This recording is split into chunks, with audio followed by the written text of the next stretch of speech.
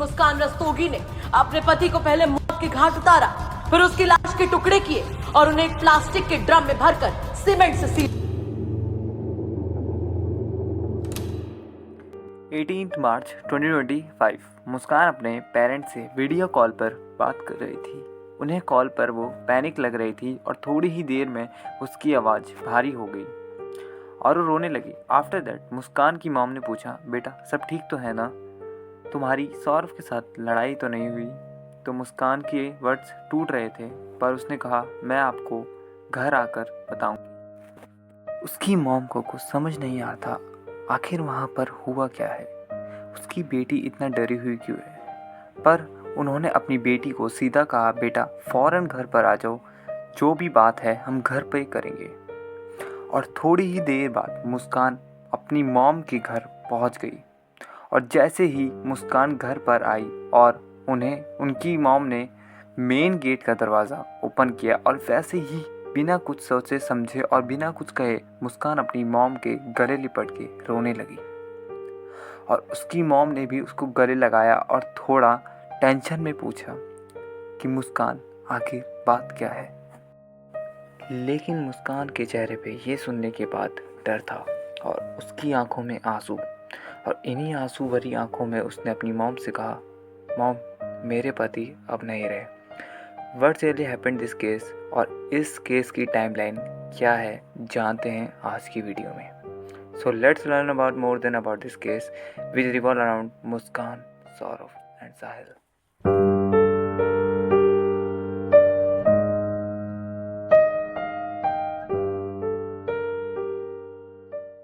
जिस लड़की की हम अभी तक बात कर रहे थे उसका नाम है मुस्कान रस्तोगी।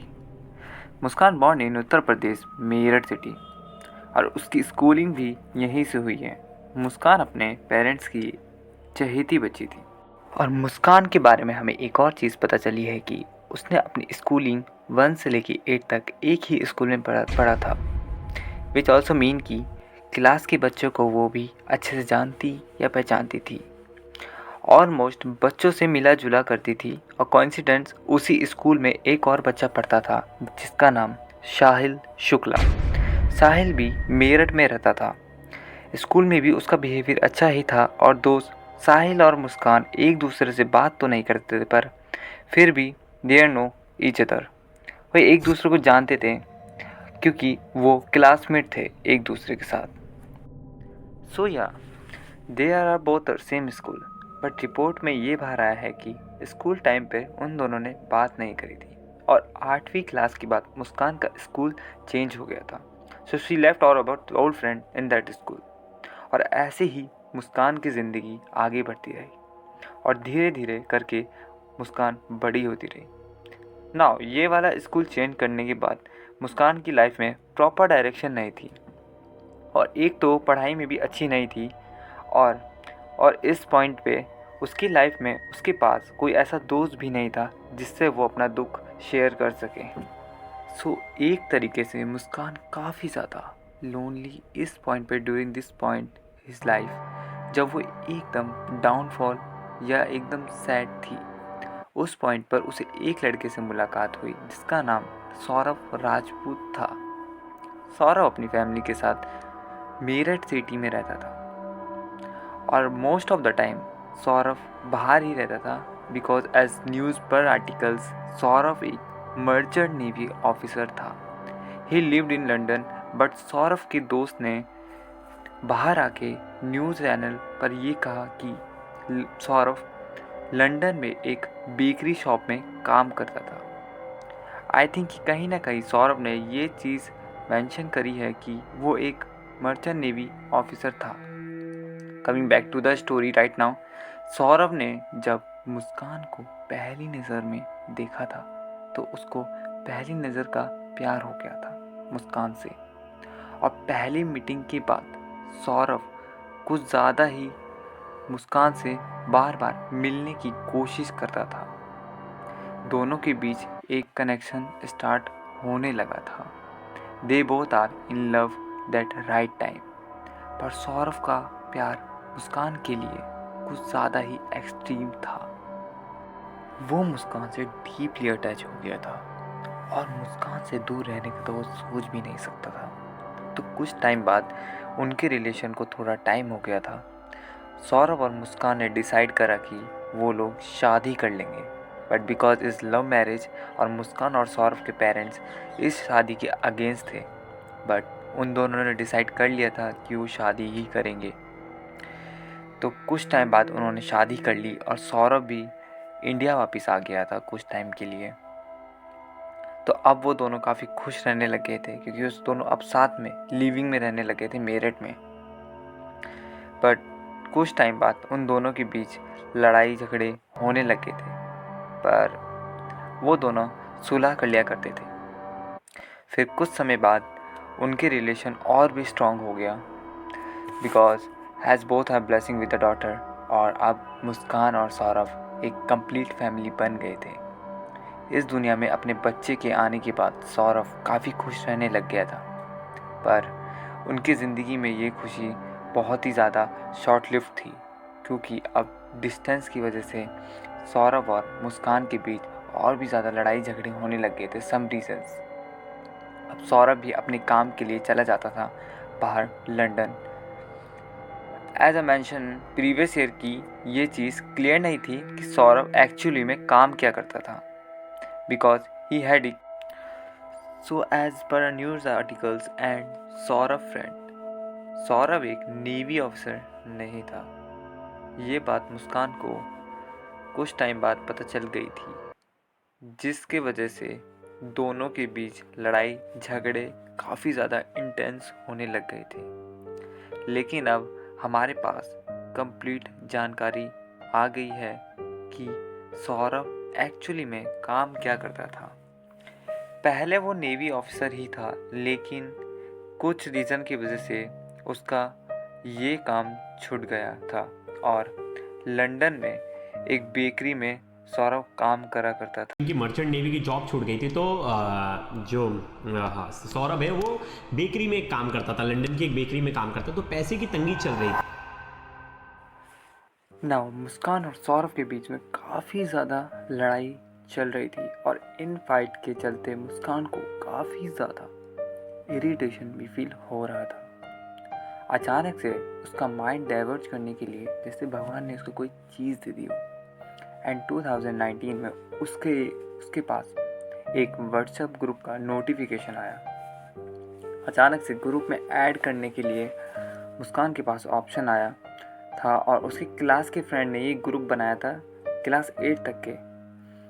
ये ग्रुप पुराने स्टूडेंट को रिकनेक्ट करने के लिए और स्कूल टाइम की बातें करने के लिए बनाया था। तो जब मुस्कान ने इस ग्रुप में एंगेज होना स्टार्ट किया तो उसे एक दिन उसमें एक लड़का दिखा जिसका नाम साहिल शुक्ला था। और साहिल शुक्ला वही लड़का है जिसकी बात हमने स्टार्टिंग में करी थी। So they both kinda knew each other and see remember this thing कि ये स्टूडेंट सेम स्कूल में है जिसमें मुस्कान भी पढ़ती थी।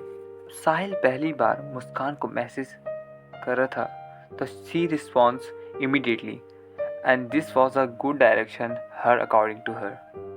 और मुस्कान और साहिल के बीच में काफ़ी ज़्यादा बातचीत होने लग गई थी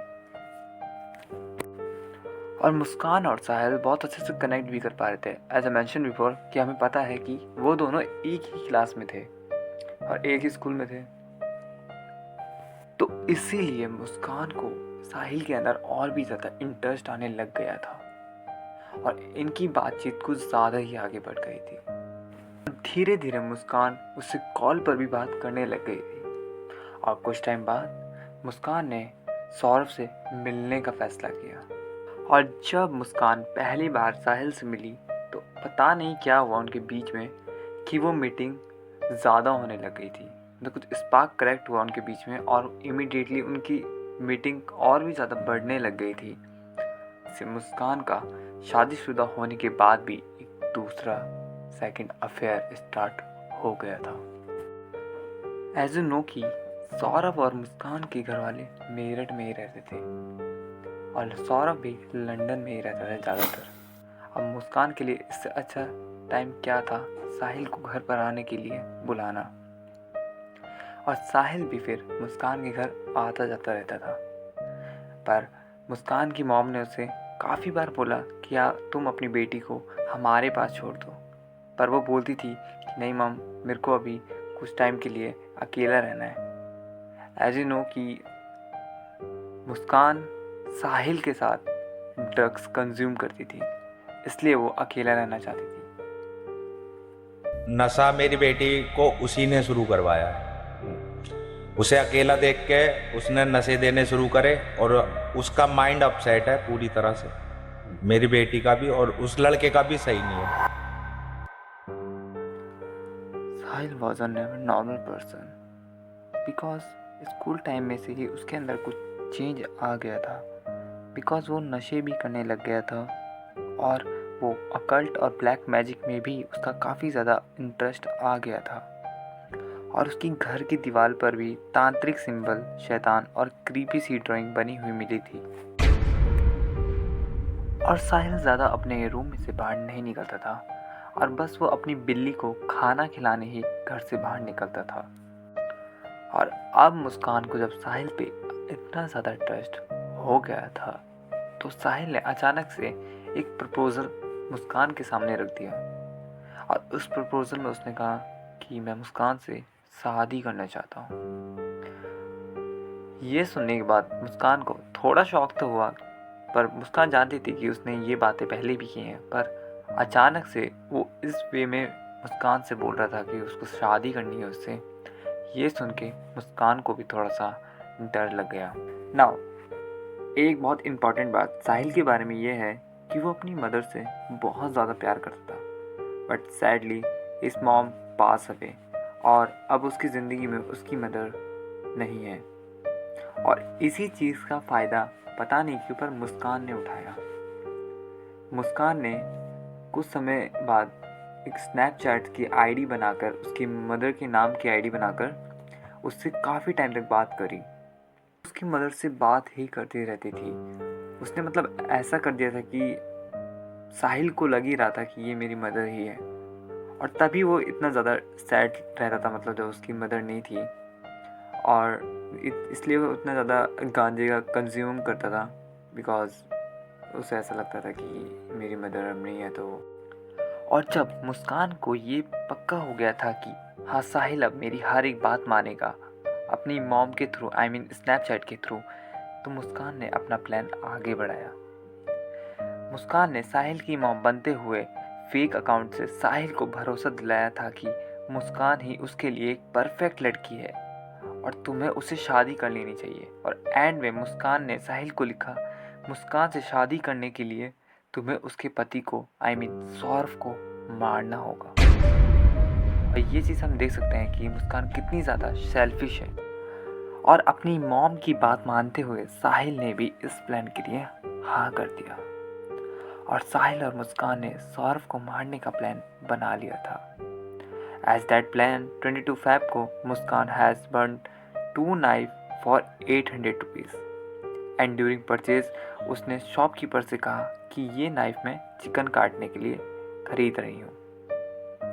आफ्टर परचेजिंग नाइफ, वो एक डॉक्टर के पास भी गई थी, जहाँ पर उसने एंजाइटी का झूठा बहाना बनाकर डॉक्टर से दवाई ले ली थी। उनका प्लान ये था कि दवाई सौरभ के खाने में मिलाने के बाद ताकि वो गहरी नींद में सो सके।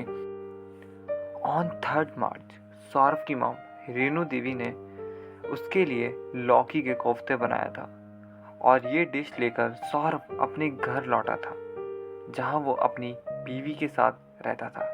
ड्यूरिंग द डिनर मुस्कान ने इस सब्जी में वही मेडिकल ड्रग मिला दिया था और सैडली सौरभ ने खाने को खा भी लिया था। खाना खाने के बाद सीधा उसको डायरेक्टली काफ़ी ज़्यादा गहरी नींद आ गई थी, which was the purpose of this medical drug. और जैसे ही सौरभ सोने चला गया था, when he was sleeping sound, तब उसने साहिल को अपने घर पर बुला लिया और वो दोनों सौरभ के कमरे में आ गए।